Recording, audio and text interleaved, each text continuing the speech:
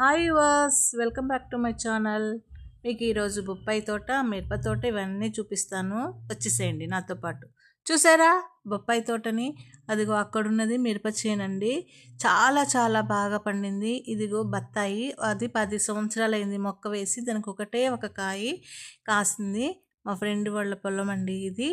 చూసారా మిరప తోట ఎంత బాగా పండిందో? ఎర్రగా ఉన్నాయి గుంటూరు మిర్చి. ఘాటు ఎలా ఉందో చూడండి.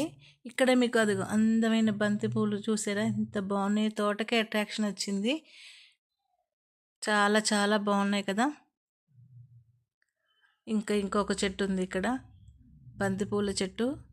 కానీ అండి మిర్చి మాత్రం బాగా పండింది ఈ ఇయర్. మా ఫ్రెండ్ వాళ్ళది అది.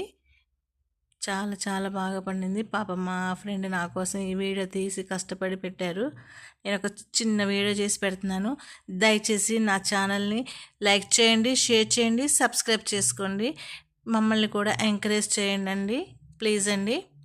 ఎలా ఉందో కామెంట్ చేయండి. మిరప చేలు ఎలా పండిందో కామెంట్ చేయండి. అలాగే మీ ఈ వీడియో చూస్తున్న వాళ్ళకి ఎంతమందికి ఇలాంటి చేను ఉన్నాయో కామెంట్ పెట్టండి. Thank you.